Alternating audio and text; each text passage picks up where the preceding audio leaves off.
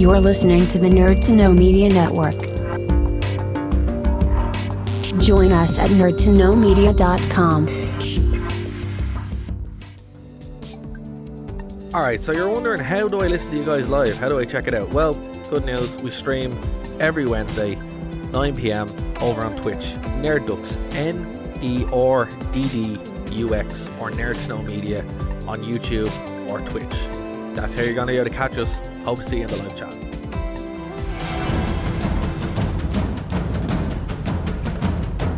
Broadcasting from the Blanchistan Centre. This is Phoenix FM. The internet is a communications tool used the world over where people can come together to bitch about movies and share pornography with one another. According to the Nerd Index, you should be upside down in a junior high toilet around the clock. This is We'll do it live! Time goes in, time goes out. Never miscommunication. It's over 9,000! My name is Foxy. The balls are in there.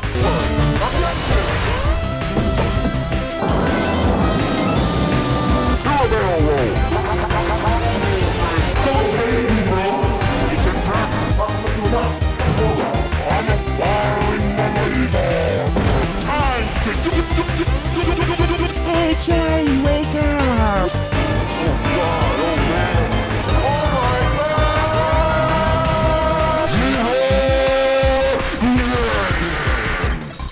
God! Hello, and welcome to this week's edition of the Nerd to Know Basis Show. Live, sort of, from Phoenix 92.5 FM, episode 103. My name is Kieran Calcorn, and introduce yourselves in roughly alphabetical order, guys. How do? It is Bryn. Hey, it's our... And a wonderful how do to you too. We've actually got a lot of news to talk about, which makes for a change from reviewing Simpsons movies from 15 years ago. But before we get into that, how are you guys doing, Bryn? Random D&D tangents that I don't understand fully. Yeah. Oh, yeah, the D&D tangents are nice. They're a nice new addition. Well, Dara, I just wish I understood them because no one wants to play with me. Sorry, you go on there, Dara? I'm just saying, I wish I understood, but nobody wants to play with me. They weren't. Not bitter. Not bitter, but totally bitter. I'm just saying, Dara, you can edit a nice kind of world's smallest violin in there, like, you know, when this goes out. No, I will not. I will not. Well, not understanding it fully is a good theme to start this episode on, because I feel like we would be neglect as people who work in the IT to not bring up all the stuff that's going on our home turf. So, big medical thing. I know it's a touchy topic, but for the norms like me, Dara, could you roughly explain what's going on? Okay. Well, so basically, like, for people that don't know, me and Bryn work in the cybersecurity field, and you know, anyone who works in that field kind of just, you know, you're just waiting for something like this to happen, particularly when it comes to. Because you want it to happen. No, because it's very obvious that it's going to happen eventually. You know, it's not if, it's kind of when. You know. Yeah. So when it happened, the whole thing was, oh, I bet it was, you know, something as stupid as someone clicking a link. Yeah. And then it comes out, someone clicking a link. Happened. Yeah. And that's what happened. So basically, for anyone who doesn't know, obviously our health system is called the HSE over here. It's a nationalized health system. And a lot of the things that work here basically don't work. It's all like old technology. It's very underfunded, etc., etc. So, you know, again, it's a public service industry. You know, like, this is what happened. This is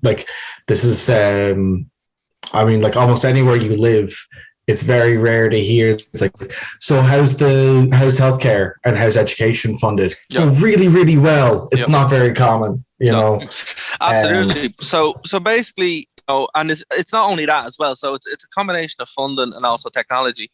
So things like heart monitors, things like X-ray machines, things like MRIs, they all cost millions of dollars in certain cases, or hundreds of whatever, and you can't just update them like you can your computer sometimes. So they're built into so they would be used in rooms and stuff like that would just be out on the open network and left them vulnerable. So you can imagine like a 20-year-old machine there, an X-ray machine that's sitting there that's just on the internet, and once you get into it, it's open. And so basically it's just a house of cards, and we were just waiting for someone to blow really, really hard, and someone blew really, really hard.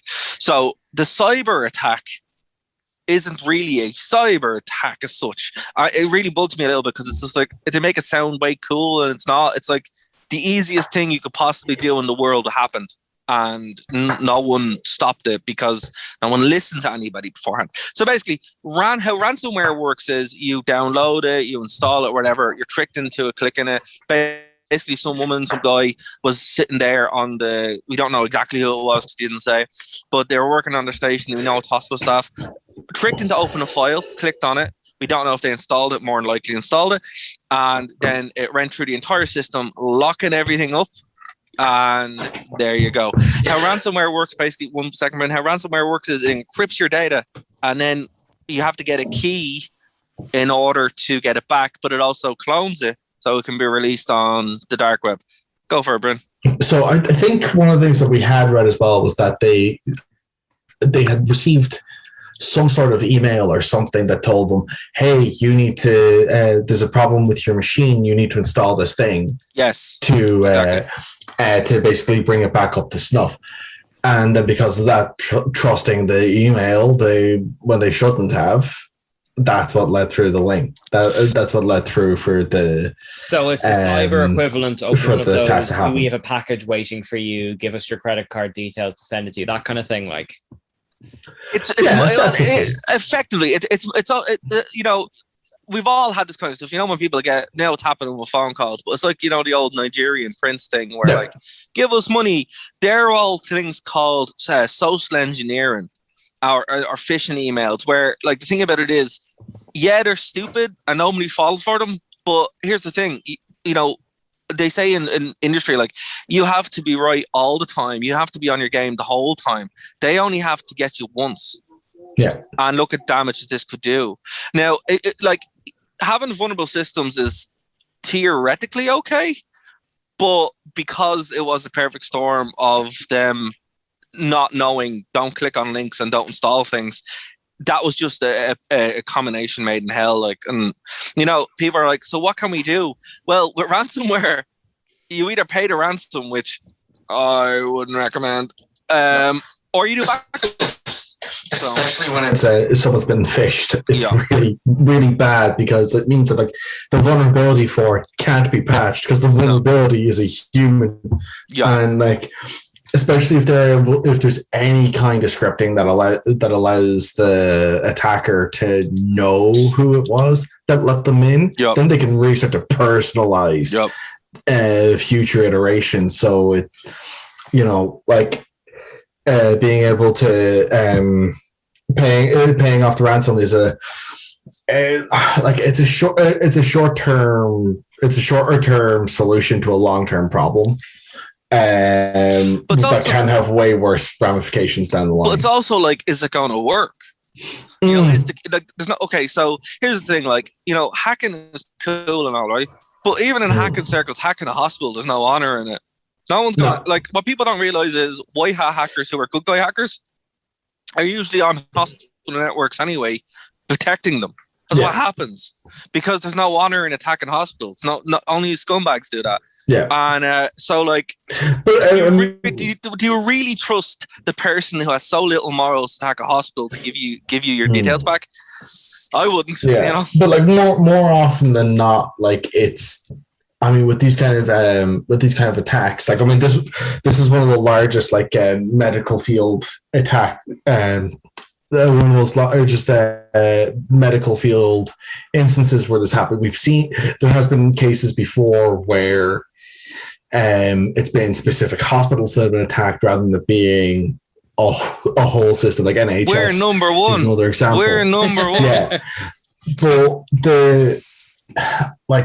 but even then, I mean, one of the things that that typically happens is that they kind of go out after a while. They go, okay, the threat of getting back holding the data hostage isn't a good enough ransom after a while, because they know that eventually that like they're obviously doing recovery or something in the background, so it's really not, so trying to hold the data hostage isn't a problem. But then saying, well, we're going to make money one way or another, we're either going to sell it on the dark web or we're going to get you guys to buy it back again. Yeah.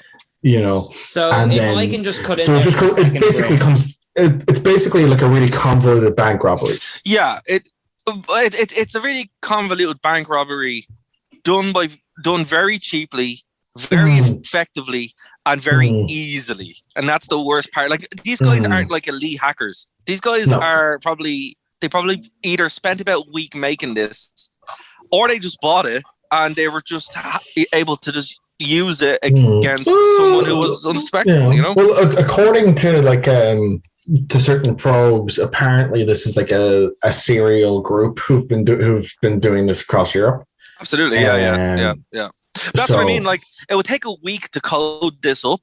That's the thing, because all the stuff you can just get, you know, even on the surface web, not just on the dark web.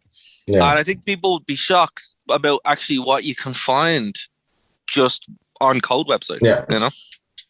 Well, can I just double check something? So if I'm understanding, because I'm not a cybersecurity guy like you guys, this is sort of the result of systems not being updated and kind of effectively a door being left open.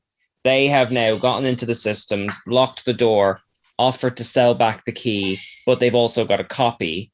Can I just ask, because this is the big thing I get asked, which is, what is the actual risk to like a normal rando like me? What is the fallout of this kind of thing going well or even going wrong? So the concern here is that we don't know exactly what's been taken, but because it's medical records, which are pretty much the highest rated, most valuable records you have on you,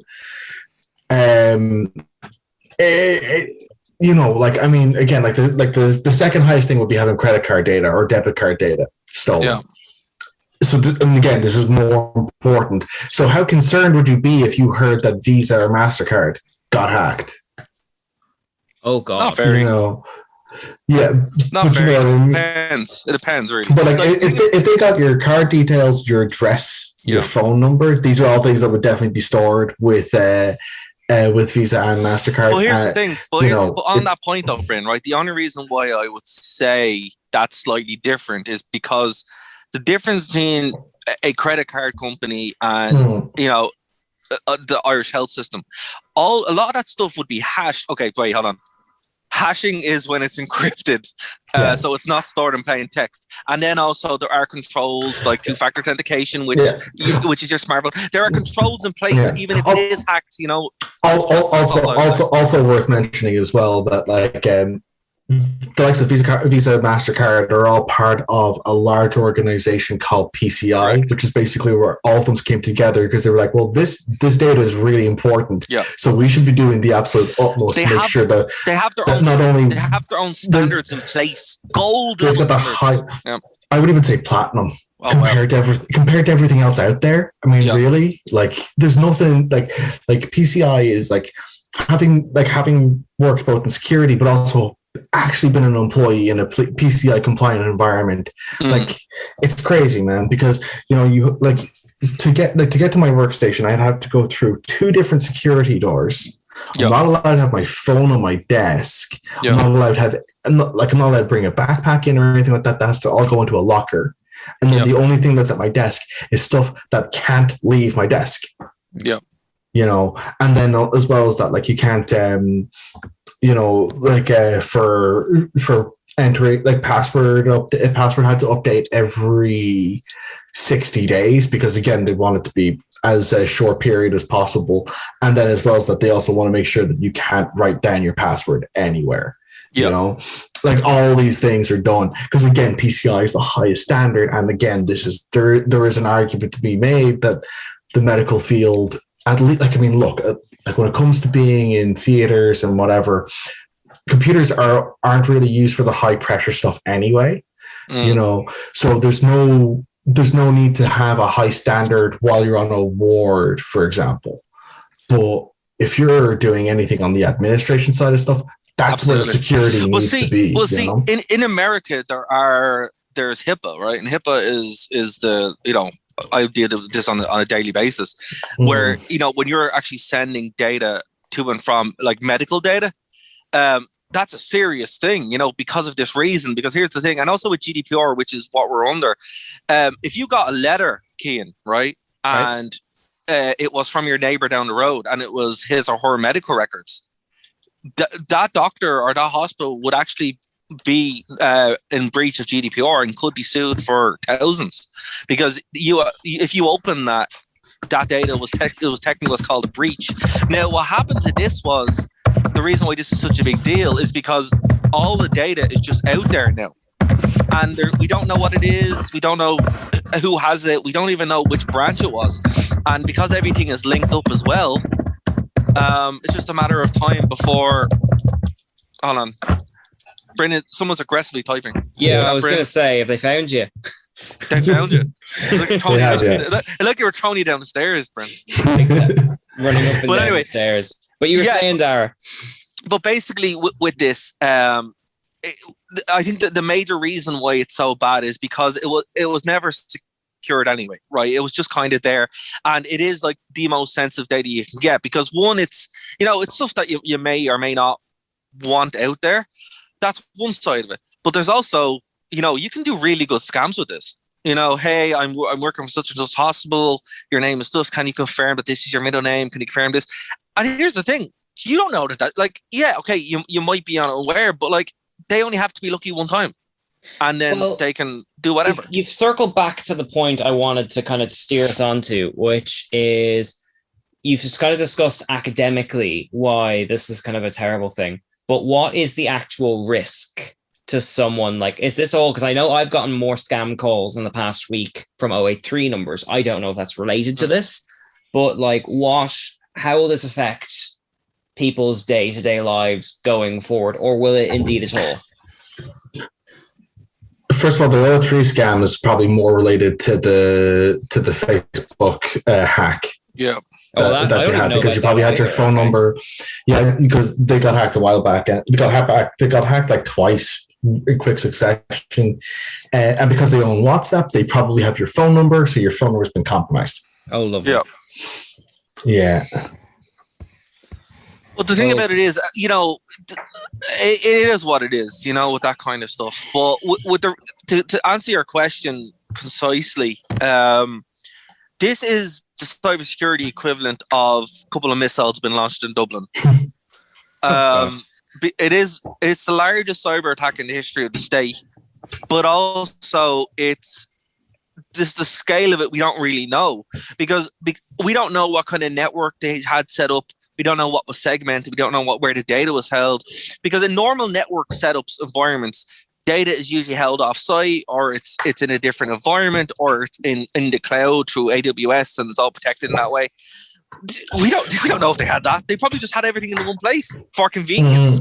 And this is what makes it so dangerous. But it's all convenient. It's a mix of like convenience and also a lack of funding to have better options. Exactly. It's not just like, I think it's too simple to kind of go, oh yeah, well, like they did this out of sheer laziness. No, it's not got to do with that. Here's the thing, right? With the admin kind of thing, you want to make sure you have everything. Like the reason why you don't hack hospitals is, again, because there's no honor in it. It's so easy. When I was in Maynooth, right? When I was in college in Maynooth, we had a lecturer, and he was like, yeah, when I went in, I just plugged my laptop in, and I could just change my medical records whenever I wanted to. And that was just, and he was sick apparently. He just wanted better care. So it's that kind of thing where, like, I think he wanted a different meal or something, and these are kind of things that you can just do, and there's no honor in doing it. It's more just kind of like, we all know it's bad, and then, as I said, there'll be white hat hackers who will sit there and ensure that this stuff is secured, because it's like, look, at the best, at best you're going to get away with someone's data. At worst, you're going to compromise someone's cancer treatment or stuff they need, right? It's just, there's no reason in it. So what I would say is, in the short term, it's going to affect cancer treatments, people's appointments. In the long term, your data is probably online, stuff you may or may not want online. You could get scammed, you could get blackmailed. It's really reset the game here. And the thing about it is, the real question, Keane, is, can this happen again? Oh yeah. Will it happen again? Oh yeah, because it's an attack vector. Now, they're going to say, oh, we've increased funding, we've brought in this, that, the other. Governments don't work. And fundamentally, they don't work. So I don't believe that. Because here's the thing. You know how often stuff is hacked? Every 30 seconds, there's like 2,000 or 3,000 attacks happen. Everything is being attacked all the time. And now that the weakness of the national security infrastructure has been exposed, I would expect to see this more and more. Well, then actually that kind of circles me back to one pertinent question I have on this, which is, how can people listening at home be more vigilant about this, even not even necessarily like in regards to HSE in general, but if we're going to see a lot more of this affecting our day-to-day lives, what things can we do to avoid being caught, or like Bryn said, kind of, what was that term, getting fished in, that kind of thing? What can we do? That's a good question. Bryn, do you want to take it? That's what we're talking about in terms of like phishing emails. Like the thing you have to just really be, you just have to kind of like think about it. Yeah, you just have to make sure that like, it's like when to kind of like to build up to phishing emails, like when you get like Ian, when you get a phone call from a phone number you haven't seen before, what do? It depends. Like, I got caught out twice because I got rung by Irish numbers, and I'm a freelance worker, so I answered them and they were scams. If it wasn't, I'd ignore it and not leave a voicemail. Right. But like, as soon as you realize it's not a call that you want to be on, you're hanging up as quickly as possible, right? Right. Yeah. So basically, it's the same kind of thought process has to be taken to phishing emails, right? So if you see an email come through, it hasn't come spam, anything like that. It's just right there, your main line inbox. It comes through, and you just have to, first of all, look at the email address, see what the email address is, because usually from the email address on it, you can kind of go, this looks suspect. There's it's either it just doesn't make any level of sense in how it's written, or it also they can also give telltale signs. Like, some of these ones are not very clever, where they can say like, I'm scamming you at gmail.com. Exactly. You can check. You can check it. And also, there's something to be said for grammar. A lot of these places are coming from India and the Middle East and Africa and stuff. Just check if the grammar is hello, I am not scam. Yeah. You're like, yeah, it's probably, it can be stuff like that, but like, yeah, like, and also again, if something is too good to be true, it usually is, Yep. Like, I mean, there's loads of those kind of instances where, like, if you give yourself a chance to, put down, to just like look at what's coming through, just going like, okay, is there a link here? And then really just think about going, well, do I really want to open this link? Especially if it's from the source you don't know. Do not click links. Yeah, that's a good one. Don't click links. It's very much a case of, like, also, like, one of the things that, like, I've had to drill through to both to like my family members is that if they're unsure about something, if they think something might be suspicious, they forward it on to me to have a look through it. Yeah. And then usually I'll tell them, yeah, that's fine. Or I'll tell them. I offer that service too. But it's one of those things where, like, and like, yeah, look, I mean, you might not know, like, you might not have people might not have anyone who's IT savvy, but it's also just like a good idea to kind of go, hey, did anyone else get an email like this? Did anyone else see something like this? Because you don't know what you don't know, and you're better off going, hey, this looks suspect. What does anyone else think? Absolutely. Look, with this kind of stuff, it's better to be safe than sorry, really. Like, you know, you can't be unpregnant, you know. No. So you're better off, you know, looking after that in a way. You can't be unsick, you know, after you get sick. So it's better, or you can't unbreak a window. Yeah. So you know, you're better off kind of like, right, well, plan for it, and that's the big thing with the government, like, because you know, look, I'm not a fan of the way they handle pretty much everything. And their cybersecurity infrastructure is atrocious. My sincere hope that this is a wake-up call. And, you know, there needs to be someone there needs to be someone who is in charge of this, you know, who actually knows what's going on. Because I've heard terms that just don't make any sense. You know, buzzwords and scaring people about the dark web and the deep web and 0 days. And this is all nonsense, you know. So it's just a kind of, what I would say is, if you can't control what the government do, but I would like someone in charge who actually knows what they're talking about. And I think we might actually get that with the funding. But from yourself, if you're just listening to this going, oh my God, you know, it's terrifying. Don't be scared. Just use your common sense. And if you get like a scam text or a scam email or something like that, just, you know, there are programs you can get, but if you see something that looks wrong, then it usually is. And do not click links. Another thing as well, if you see a link, you can actually hover your mouse over it and it'll actually show you where it's going. And that's usually quite good, because if it's going somewhere, like for example, if you get an email from PayPal and it's saying, oh, hey, you need to change your password, and then you hover your mouse over and it's going to like Kazakhstan or whatever .com, don't click that link. You know, that's not a good time, you know. Yeah, it's also the same thing as, like, you know, I mean, one of the things that, like, the in fairness of one of the things that the banks have been very good about recently has been saying, like, look, you know, how we contact you is X, Y, and Z, doing X, Y, and we will never ask for critical PII over the phone or over email. Absolutely. And we won't be giving you links to click and stuff like that. We will say you need to go to certain places, and these are the kind of things that these are like the kind of things that you need to be mindful of when it comes to, like, you know, like, well, hold on. If you think about it for a second, right? How long does it take you to get an appointment to the hospital? Years. Yeah. Do you really think they're going to ring you? Yeah. You know, it's like, these are the same people that you go for a scan and it takes 2 years for it to arrive. For example, 2 years to get my stomach fixed. That's how long I had to wait for a scan. Then they cancelled the day before. And it took another year. They're not going to ring me asking me if all my details are up to date randomly. That's not happening. They're just not going to do it. So, you know, just think about it. You know, it's like, do you really think that a bad service is going to get better after they get hacked? No.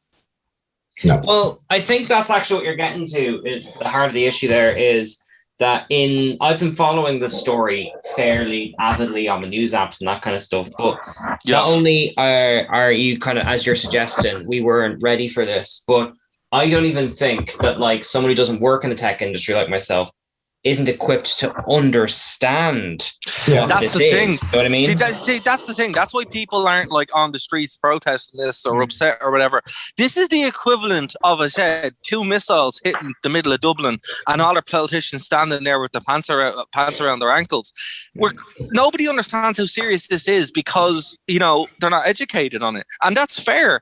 But what I'd say, another thing on this that should be done, honestly, is everyone raised to a level of understanding of how dangerous this stuff actually is. For example, if you find a USB key outside, a lot of people, what they do is they pick it up and plug it into the computer to find out exactly what's on it. Because social engineering is the most... Listen, you can have the best systems in the world. We've seen it. Brad and myself have seen it. You can have the best systems in the world, right?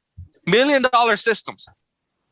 Multi-million-dollar systems, and you're talking to someone running it, and they have a password that's like password 123 or password with an @ symbol, and they're like, "Oh, that's my secure server password." Well, what the fuck? Sorry, what? What are you talking about? You know, it's that kind of thing. It's we as people are lazy, and we like to take shortcuts, and that's what social engineering relies on. And there's other areas where social engineering isn't so much about us being lazy, but like it's and trusting, lazy and trusting. That's what we are. We're lazy and trusting. And here's the thing: that's not our fault.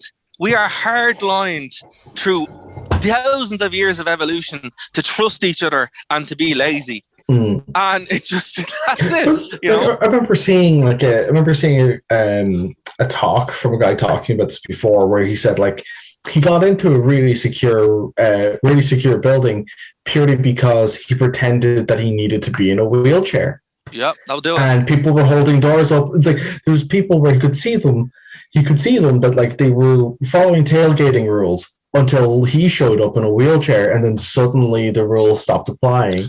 So this is called physical penetration testing, where you'd actually like you'd be given a scope and you get hired by a company to do it. You know, you might lockpick the doors, you test it. You know, you kind of like what they used to say is a lot of people would show up in jackets, you know, like aircom jackets, and go, "Hey, I'm here from IT to fix your computer," you know. Or a good one is wear a suit. And then go, "Hey, look, I'm here for an interview," spill coffee over a bunch of papers. And then go, "Here, look, can you print off my CV?" Hand them a USB key that's loaded with a script. And there you go. You know? Okay. There's this kind of stuff is well known.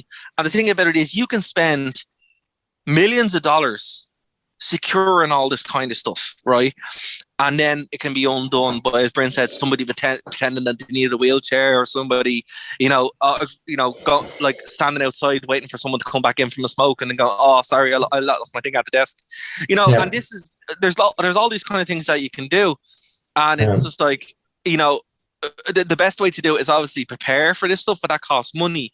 So I personally believe the education is the way here. People just being aware of this kind of stuff, and that comes from the top down and the bottom up. You know, I mean, for the average person, they don't need to bog themselves down in too much of the detail. They can just think about what the best practices are. Like, another thing that just occurred to me there is, like, if you're really concerned about certain bits of data being traced back to to your email account, you can always create another one.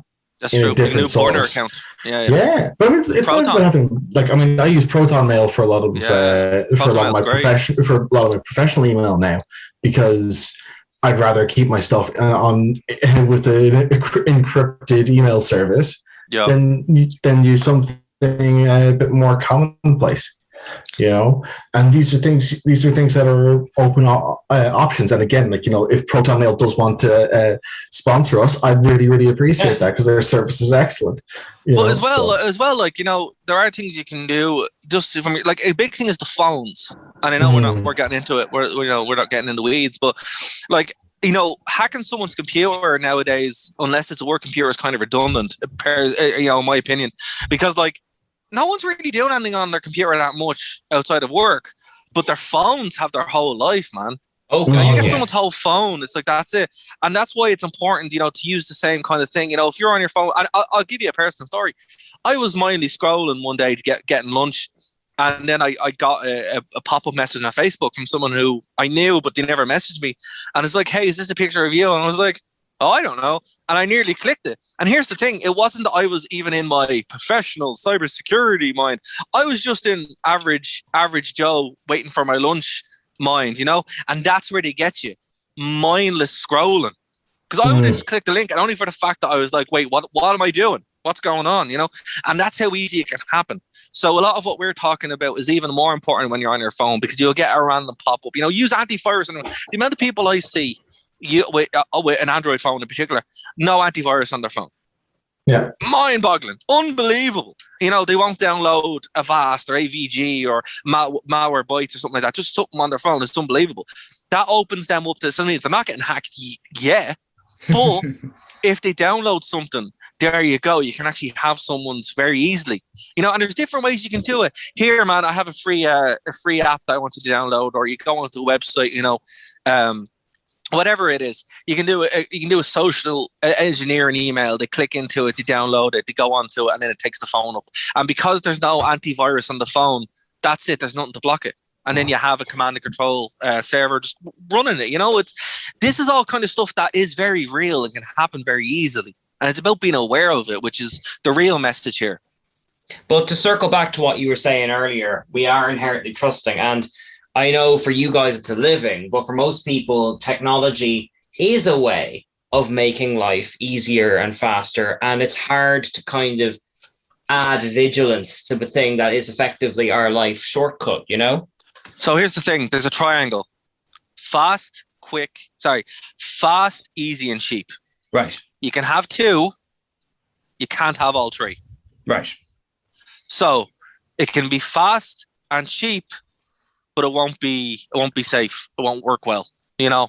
And that's basically how it goes. You know, it's like when you get a computer, like as we said, you know, multi-million-dollar corporations buy these suites to do a lot of the stuff for them.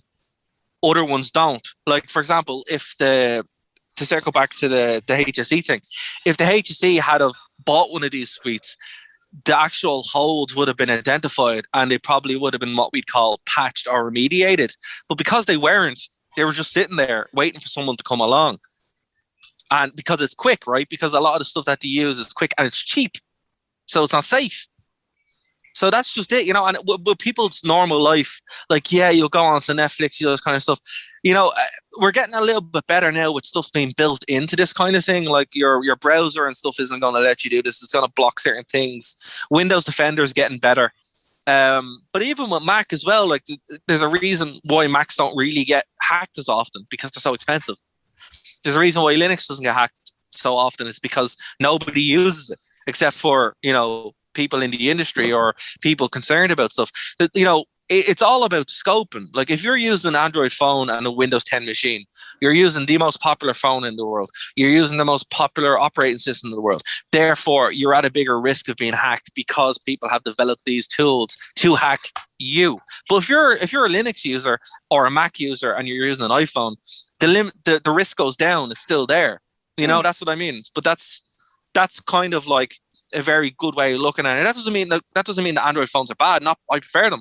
But what I mean is you have to be a bit more vigilant about how you use them and what you're actually clicking and what you're downloading. Right.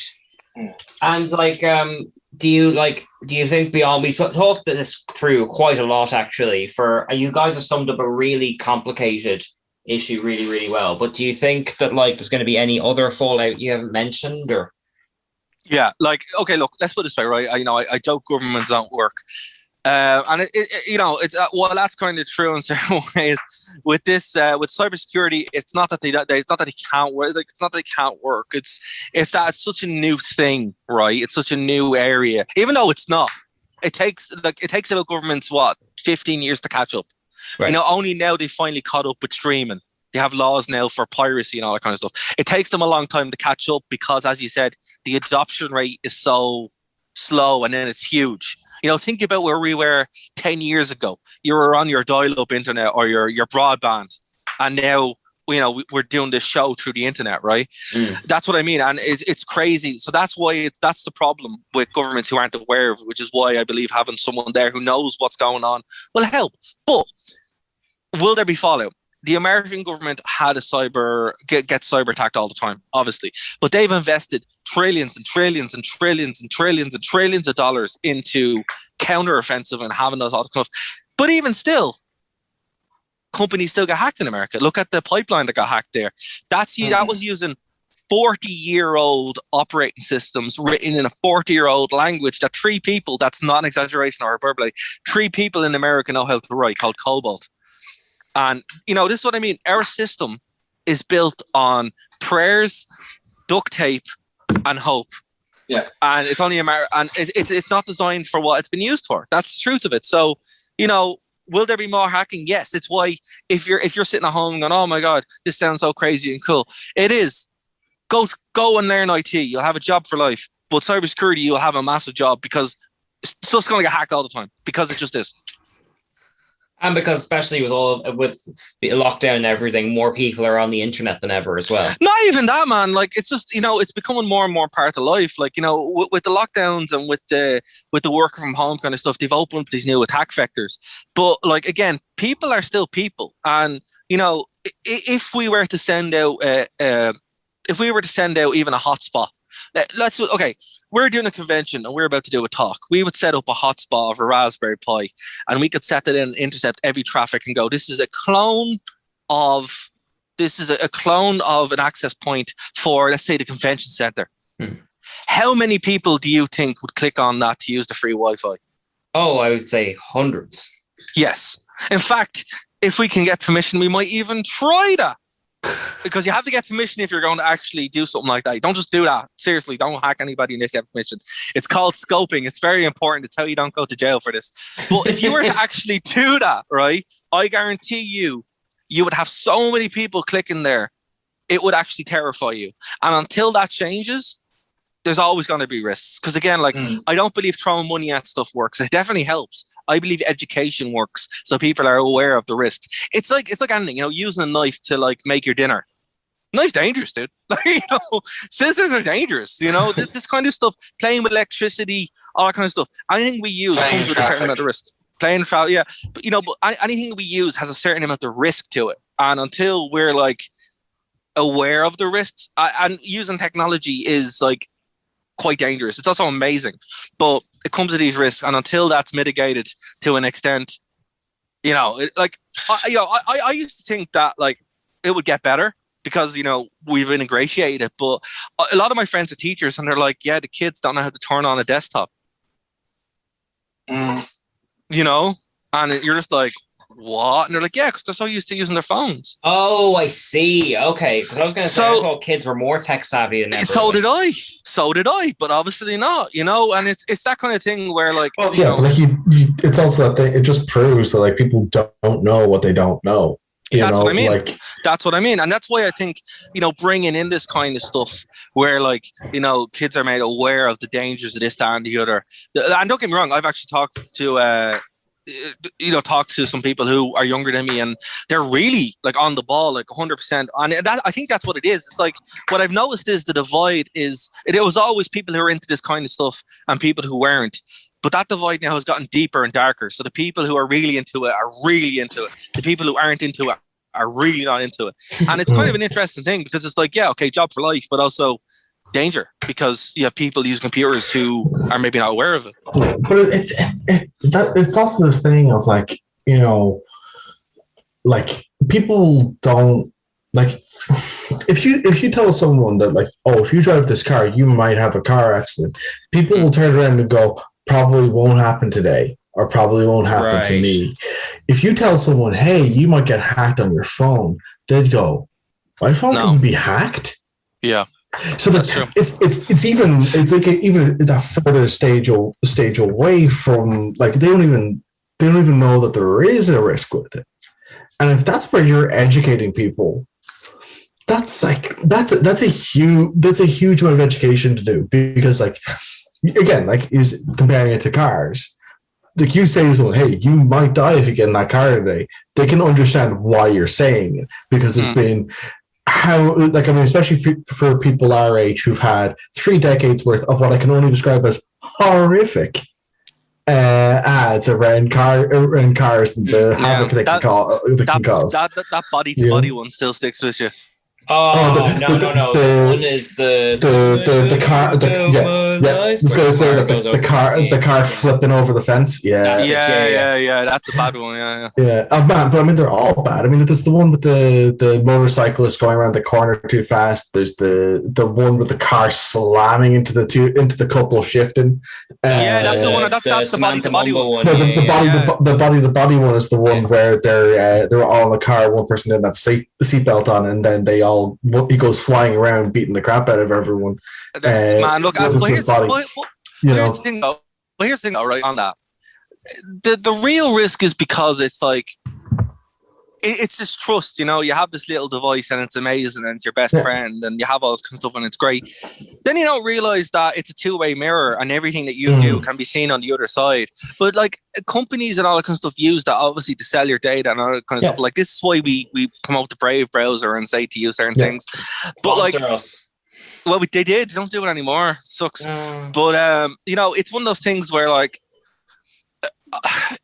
I don't really. It's kind of funny because like people are like, oh, IT's so scary, and then you see it's not really. You know, it's just about kind of changing your way of thinking and your way of interacting with this kind of stuff.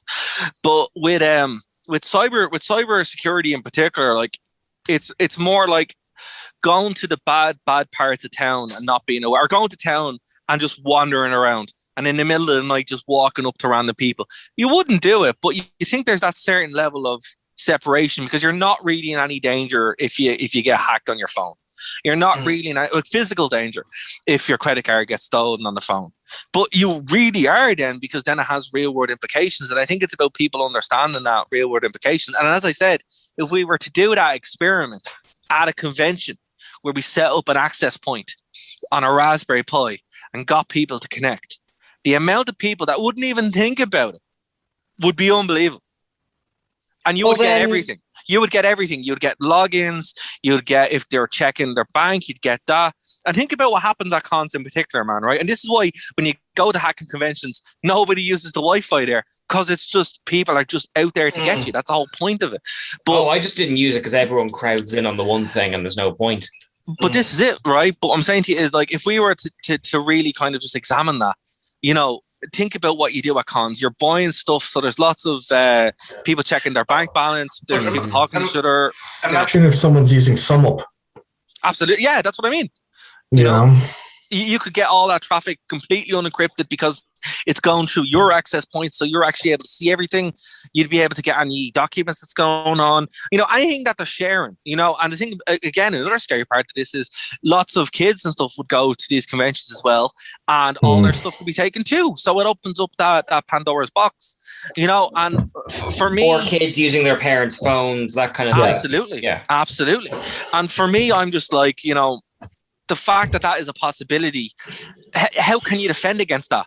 Well, you would say, hey, don't connect to random Wi-Fi. But that's not something you can enforce, right? Like, if you put that up, there's no thing you can put on the phone to block it, because that will stop out. That will make it more difficult. People will not like it. You know, it's balancing that convenience with safety. And you're never going to have both. You're always going to have one or the other. So that's why, you know, with all due respect, Bryn, I think, you know, while education is difficult, I think it's the only way we're actually going to be able to totally have something. What I was saying was that, like, it's the chasm, the education gap is a chasm. Oh, it's huge. Yeah. You know, and like, you know, I think that that's one of the things where it's like, yeah, like, education is definitely the cheapest, most effective way to resolve a huge amount of the issues here. But, like, you know, let's not pretend that, like, oh, it's going to be an easy thing to get people educated. Okay, to put it into perspective, and we will move on. We will move on from this, because this is a good topic. I might actually cut this for a thing. Actually, before we swerve away, actually, because, like, to be honest, I feel like this is the show now. Yeah, this might be a bonus episode. We'll just do the I think this is a bonus show, actually, to be fair. It is, yeah. Well, then, can I ask, because you're both experts in this field, like, you know, we've kind of pinned down, based kind of talking around the issue, is that education and awareness is kind of the biggest hurdle to overcome. But you also spoke about how the Irish government, and governments in particular, needs someone who is up to date on this kind of stuff, because let's be honest, technology does move faster than bureaucratic administrations. That's like this is increasing. This has been, like, the increasing issue of this century, is that technology is moving at a rate that eclipses how governments. It's not even like legislation. It's just like how governments work. If you think about it like this way, most governments change over every 5 years. Which means that in that 5 years, we will have seen 2 to 3 leaps in what RAM and what hard, and in terms of what RAM and what in terms of what CPU usage can do. In that time, that's just going to raw into the raw hardware specifications, and what's possible with those kind of leaps over time means more stuff can be accomplished very simply. And if that's what's happening, and you're talking with elected officials who, to be fair, don't have the tech savviness to understand what's happening, you need to have people who are educated on it. You know, it's one of the reasons why, like, you know, Like, it's one of the reasons why one of the most common things that's come up on this show is why we've said there needs to be a massive rethinking about how copyright works. Because if it's like, there's no point having copyright locked to the US if it's possible for someone in Ireland to steal it. Yep. Like it doesn't make sense to, these are the kind of things that need to be updated and to be rethought. And Cian, what was your question actually? Yeah, sorry, I've gotten really invested in Bryn's point. My question is, and I'm going to put my drama teaching hat on here. Okay. You mentioned that you needed people who were informed on this working in high levels of government. Let's say it's the two of you, God bless you. What would you two do in terms of both security and educating the general public to try and, we can't prevent this obviously, but to limit this happening again? Oh, they couldn't afford me. I know. No, to be fair, like with that's the first thing. That's the reality, and that's why it hasn't happened. Because in private sectors, like, okay, to put it into perspective, right? The highest job in the land, which would actually do this, right? The highest position that you can get in cyber in Ireland was €70,000, which look is a lot of money, but in industry, in rates of scale, it's really not. It's really not. And then the budget to actually implement this kind of stuff is minuscule too. Yeah. So they've now fixed that, where they've actually given a proper wage to someone, right, in this to compete with industry. Because remember, like with cyber, you're competing with banks, you're competing with those who actually will pay the actual proper rate and then the benefits and that, but then also have the budget to implement all these solutions. So that's the first thing they had to do, and fair play, they did do it. But if the first thing that you'd have to do really is, what they're kind of doing now, where they're putting in controls and segmenting the data out. And, there is something to be said as well. I don't know, Bryn, what you think about this. I suppose I'll throw it back to you. With the HSE thing, put it in the cloud and having access controls to, limiting out access controls and doing least privilege on that, because that's what I would do, And here's another thing as well. But on that point, right? Google, Facebook, Amazon all have their headquarters in Dublin, right? So let's even take me and Bryn out of it. They all have their headquarters in Dublin. I think that the government should be like, all right, lads, you want your headquarters here? Or Apple as well. You want your headquarters here as well? Okay. You're not going to pay us tax, fair enough, but you are going to manage your cybersecurity here. Yeah. I think that's a great idea. That seems like a very reasonable request, yeah. Even just thinking about it a bit more, because it's not just those guys who have their European headquarters. All of them do. No, but when you think about it like this, the likes of FireEye, also have their headquarters in Ireland. Yeah. Like Apple, they're based in Cork. Yep. Malwarebytes. Malwarebytes in Cork as well. Yeah. And then there's Rapid7.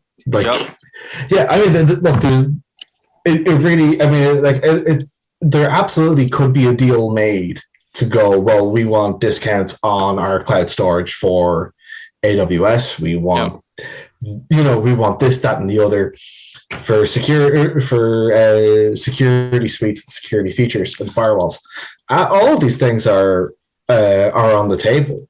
Yeah. But I think that, and look, to get to that point, you need to have somebody who knows what they're asking for. And to be fair, if that is your man or man or woman who is getting paid the money, well then grand, that should actually be their job, to basically be head of procurement, to go to these corporations and be like, hey man, I want, if you're going to be here, we're going to leverage you. Because look, we're a small country.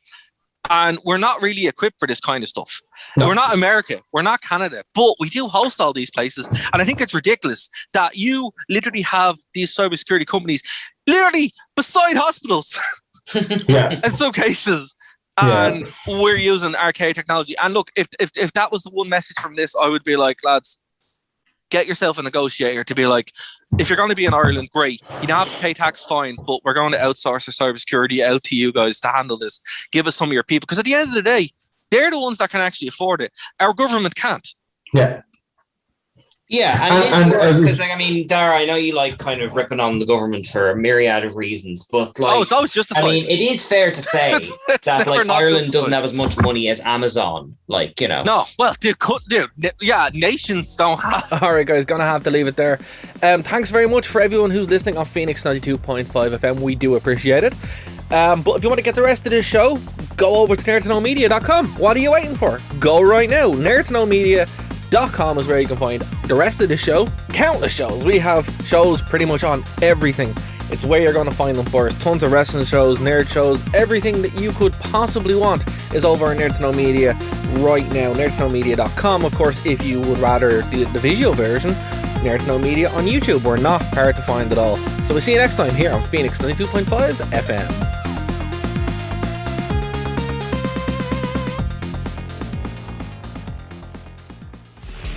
Check out the Wrestling Rewind here on Phoenix 92.5 FM every Tuesday at 8 p.m. to 9 p.m. And of course, over on nerdtoknowmedia.com, the only wrestling podcast by wrestling fans who don't hate wrestling. We'll see you then. Thank you for listening to a Nerd to Know Media production.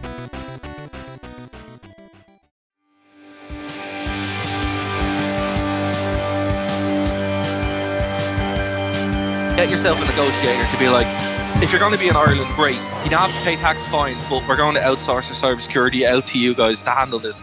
Give us some of your people. Because at the end of the day, they're the ones that can actually afford it. Our government can't. Yeah. Yeah, and because like, I mean, Dara, I know you like kind of ripping on the government for a myriad of reasons, but like, it's always justified. I mean, it is fair to say that like Ireland doesn't have as much money as Amazon, like, you know. No, well, yeah, nations don't have as much money as Amazon. Nations don't have as much money as Bezos. Yeah, you know, like, considering that Bezos isn't indebted, most nations are. Like, you know, exactly. He could buy nations, like, you know, like people go on Amazon themselves, and I just can't believe that no one has had that in government hasn't thought. You know what? Maybe we could go and talk to FireEye and be like, lads, would you send someone over? Maybe you've said it on the radio. Someone may. You know? Yeah. Well, that's what I would do. You know, to be fair. Like, I think the only thing I'd add on to that will be, again, on the education front, is start doing more, like absolutely create like a public service announcements about around data security and also data privacy. You know, because again, look, I think those are things where it's always good to kind of, I think like the more you massage into your head, like, hey, if you don't do this, this is what you're opening yourself up to. You took the words out of my mouth, Brent. To circle back to your kind of car show from the 90s ads thing. Yeah. Like, I think like even I know as somebody who doesn't work in this industry, that cybersecurity is sort of the big looming threat of our time. And I think it's not enough to trust that each individual citizen will take the initiative to find absolutely. Also, one thing that I would do on that front that like I know the RSA do, and I think it's a genius idea, is every year the RSA holds a competition where they say to media students, "Hey, create us an ad for road safety."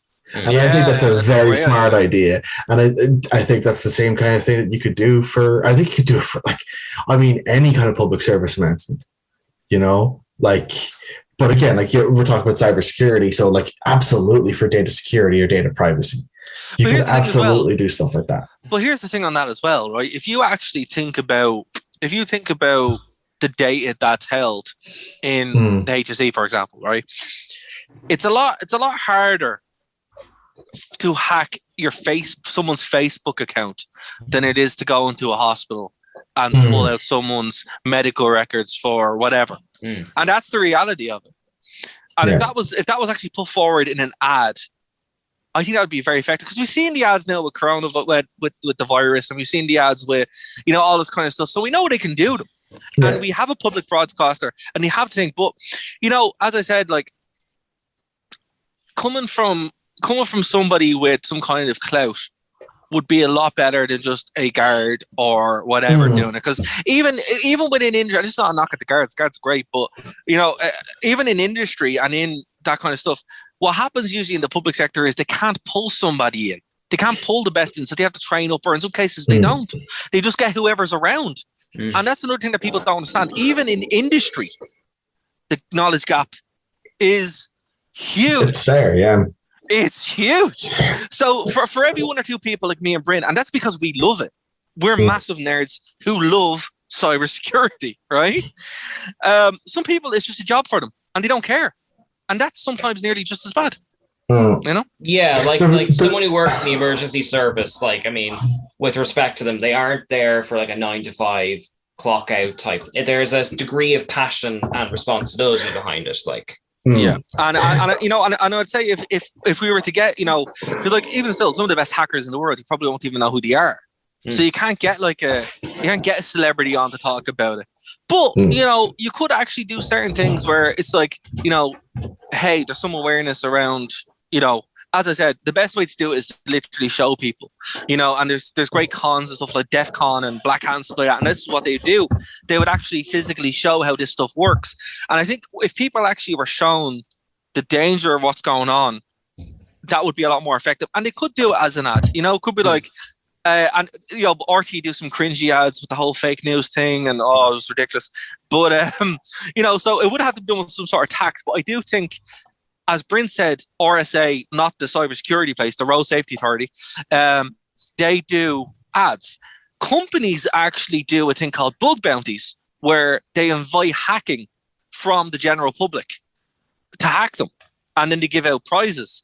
Now, if that was the kind of thing where you wanted to get young kids involved, or teenagers or young adults or whatever, or in general public, you could go, right, we're going to teach people how to do X, Y, and Z. We're going to open up this, and then you get to win a prize based on it. Things like that are more fun. It doesn't need to be so scary and terrible and boring, because listen to someone go through why you shouldn't do this and that is terribly boring. You're like, look, I've had to go through cybersecurity training. I have to go through all the time with my job. It's part of the job. Bryn has to do it too.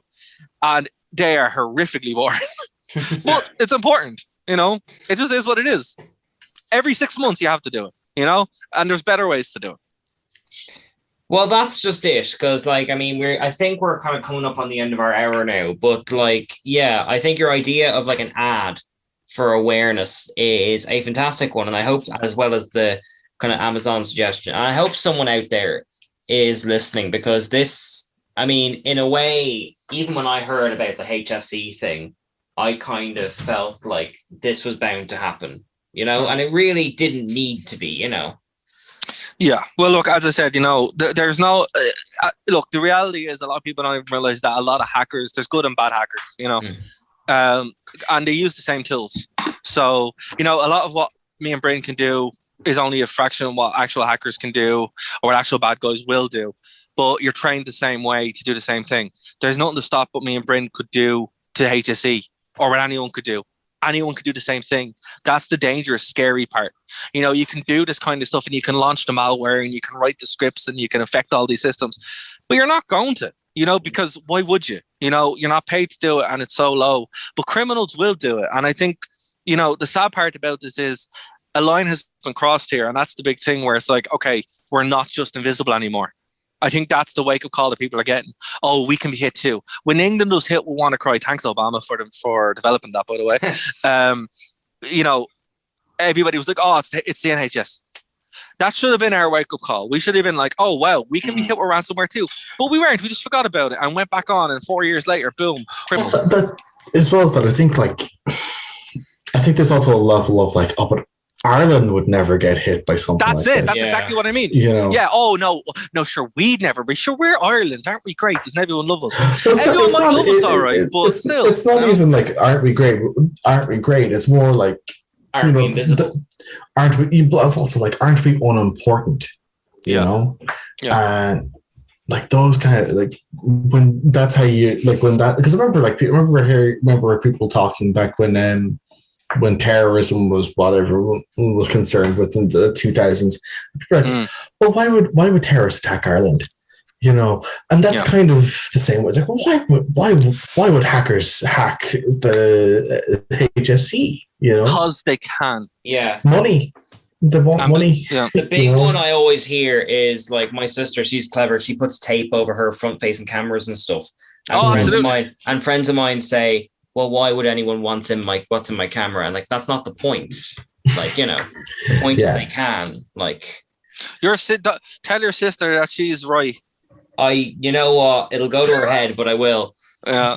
Because the thing about it, you know, at the end of the day, it's like, you know, all this kind of stuff has to be taken with a pinch of salt. But at the same time, hackers and stuff only have to be right once, and only have to be lucky once. You have to be vigilant the whole. And as I said, you know, I was literally waiting for lunch one time. I very nearly clicked it myself. We've all been there. Yeah. You know, and that's just it. That's just the way it is. But you know, it's unfair to blame the government for everything. But in this case, it's totally justified. Don't use Windows 7. Don't use Windows 7 in general. Don't use Windows 7 in unair gap networks. Come on, that's a start. That's a freebie. All right, well, guys, we're nearly out of time, but thank you so much for outlining such a complicated detail in really, really clear terms. Is there anything you want to say, either in regards to cyber stuff or just in general, before we kind of wrap?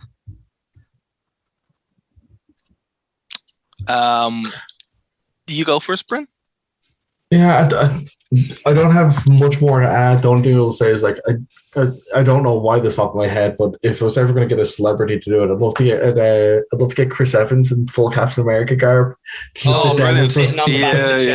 So you've been hacked. So you clicked a suspicious link that you shouldn't have clicked. Oh, amazing! You know, amazing. Oh, I'd love it. That's okay. Not everyone can have a shield. Yeah. Let's develop your cyber shield. Oh, brilliant. Do you think we could start that competition and get Chris Evans involved? I'd sign up for that. I think he'd be up for it. I genuinely think he would be up for doing something. I think he would. I think he would. It's just like if we get the whole population of Ireland behind him. Yeah. And be like, here, you know, I think that'd be awesome. We totally should, actually. That's a good idea. I like that. All right, guys, I was hoping to end on a happy note, and that seems to be it. So before we call time on this, Bryn, is there anything you want to plug or anything like that? No, there is not. Short and sweet. Over to you. My Twitter is usually a combination of wrestling or cyber stuff. So if you want to hear me talk about some cyber stuff on the Twitter, @DaraWV is where you can reach me. And always available in the DMs if you have any questions. Also, be free to ask him. Yes, at me. At me all day. but at Bryn first, because he loves AEW. So @CastBrynCast. Yeah, do. Yeah. All right. Well, guys, this has been what has turned out to be a public service awareness thing, our new brand of Nerd to Know media shows. We'll see if we can do more like this in the future. But for now, I just want to say once again to Bryn and Dara, thank you for bringing your professional expertise to this. If you've enjoyed the show and want to check out more, we've got all of our shows. Actually, no, over to you, Dara. You're the boss. Where can they find us? They can find us on Nerd to Know Media on all good platforms. Spotify is actually pretty cool. It's the one that I actually listen to all the time, all our stuff on. And Apple as well. We're pretty much anywhere that podcasts can be made available. Just check out Nerd to Know Media and it will be there. A new show, not as many as we used to do, but thanks to Chris actually absolutely being as consistent as ever. There's a new show like every 2 days. Yes, and incidentally, not that it needs to be said, but we will never ask you to click on links from messages with us. No. Just links for our podcast. Yeah. That's it. Subscribe to our podcast links. We will never send you packages or say that we have your package and come pick it up by clicking this link. Never all that kind of stuff. We will never say that we're having financial trouble and we need you to send us money. Although they could send us money if they wanted, though. Yeah.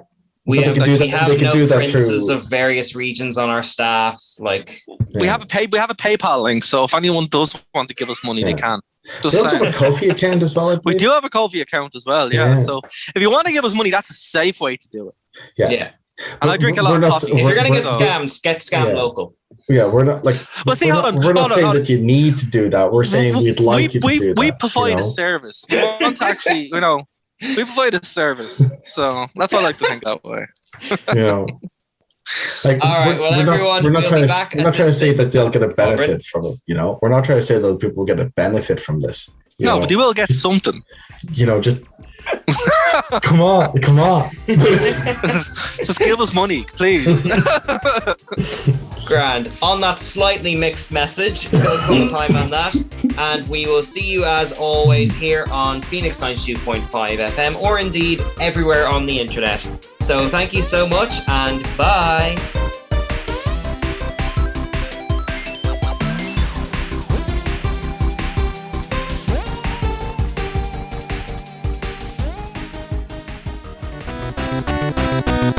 Thank you for listening to a Nerd to Know Media production.